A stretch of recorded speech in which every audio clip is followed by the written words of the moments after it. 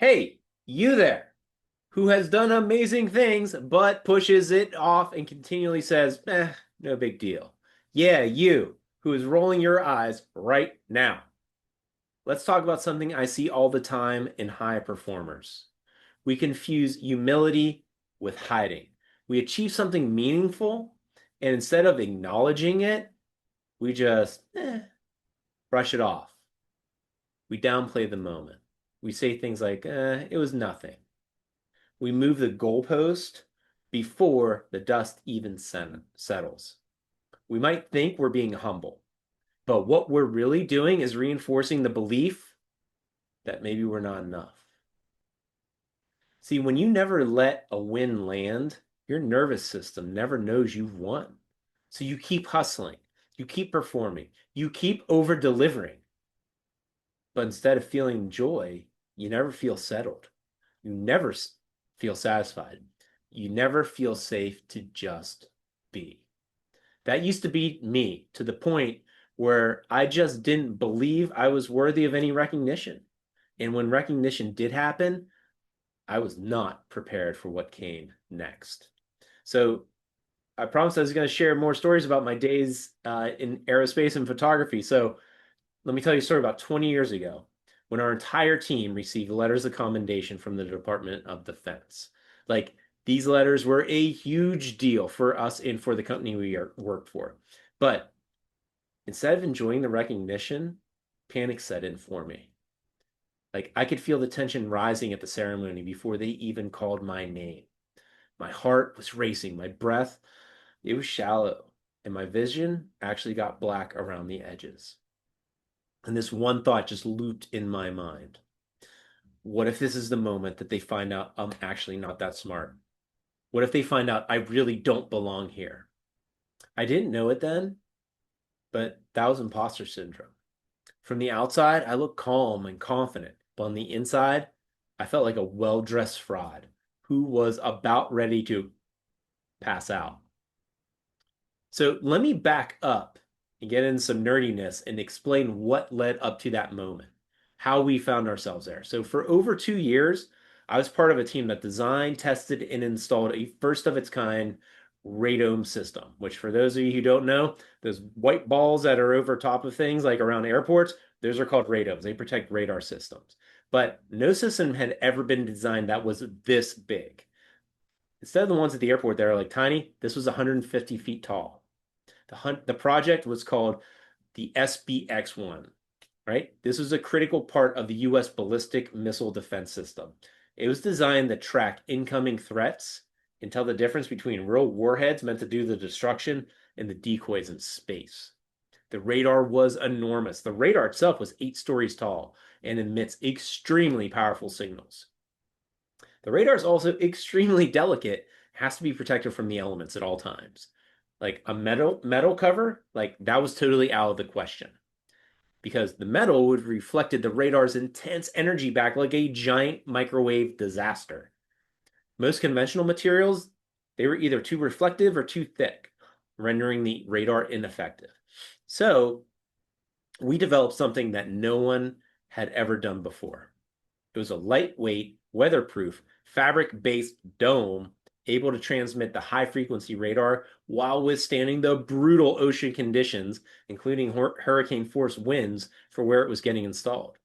Our system had to be flexible, yet precise, strong, yet invisible to the radar. And it had to last 20 years in constant salt and wind out on the ocean. So shout out to the team that created it because guess what? This past May, it just hit its 20-year mark. Nice job, squad.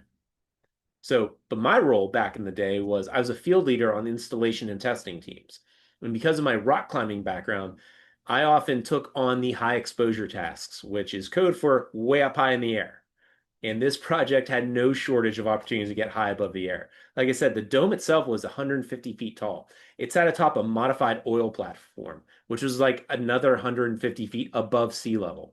So you do the math, hundreds of feet in the air out on the water. So on installation day, I found myself leading a crew of about a dozen iron workers. We were dressed and ready up before dawn, standing on an 18-inch wide catwalk that ringed the entire radar structure. We were waiting to attach lines as the massive uninflated dome was lifted by crane over top of us. Our job was to secure over 30 guidelines and toss them down to the crews down below.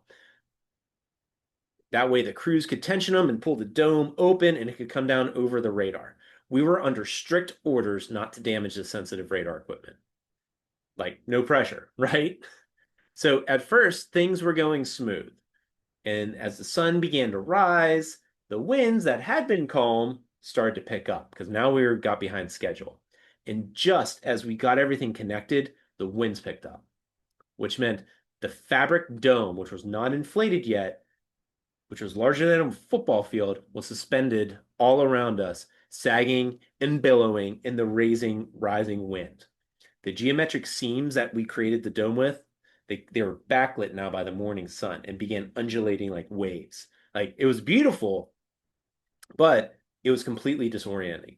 So with no visual reference of the horizon, vertigo set in for my team fast.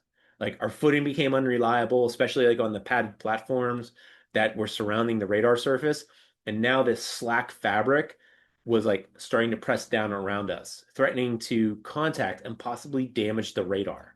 Like we couldn't stand and push it away because remember, vertigo, we couldn't move that well. We were tied into our safety lines. All we could do is lay down flat and just push our boots out against the fabric to shield the system from damaging the radar and also tearing it apart on some of the structure around us. It was chaotic, it was surreal, and honestly, like it was terrifying. So eventually the winds calmed down enough. Dome was fully secured, and the giant inflation system eventually caught up, and the structure took its final beautiful round dome shape. And the dome was now floating over this radar as it has for 20 years, like a second sky around it. So that is one of the things that led to receiving my letter of commendation. That's what the recognition was for. But in the moment now, standing on that stage, surrounded by my peers and our company's executives, when they called my name, I froze.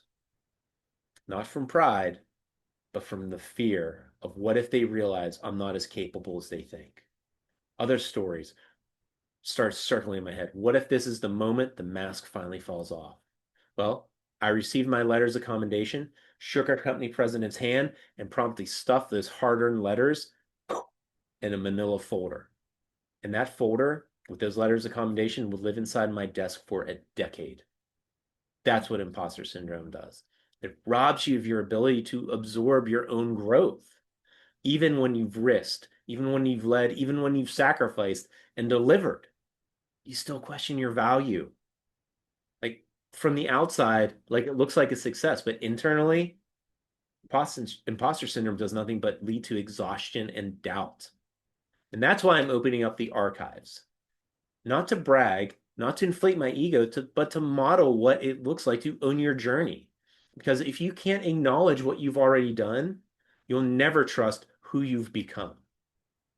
So here's the shift I've made, and I hope it helps you too. Have the mindset of this is not about the recognition, though the recognition does feel good. It's about recognizing who you became in the process. Every certificate on my wall, every photo from a mission, every thank you note, plaque, award, they're not just souvenirs of success. These are checkpoints of my growth. The things hanging behind me, they remind me of the grit it took, the version of me I had to become in order to earn that, the fear I had to move through, the integrity I chose to hold on to. That is not bragging. That's integrating. And that is what gives your confidence roots. But here's what I want you to remember. You are not what you do. You can do what you do because of who you are. You can do what you do because of who you are and who you've become through the process of doing it. That's why I keep this visible archive of awesome behind me. It's not to impress anybody else, but it's to remind myself of what I'm capable of, to remind myself of that I've already done hard things, and I can continue to do hard things. These are basically a love letter to my future self on those days where I don't feel up for it. to remind myself I did not fake my way through. I grew my way through. See, I guarantee you've done more than you remember, and you become more than you give yourself credit for. And it's time to start owning it. So here's the question I want you to sit with. Why is it easier for you to name your flaws than to accept your wins? And that's what we'll hit next week, because a lot of this goes deeper than self-talk. This is about identity. And until we fix the internal scorecard, no amount of achievement will ever feel like enough. So next week, I'm going to teach you how to accept a compliment. This is one of my best love things from the keynotes that I do. So stay tuned next week. I'm going to teach you how to accept a compliment. And this week, though, really focusing on some of those difficult things that you have done and who you have become in the process of becoming and doing the difficult things. Onward and upward, everybody.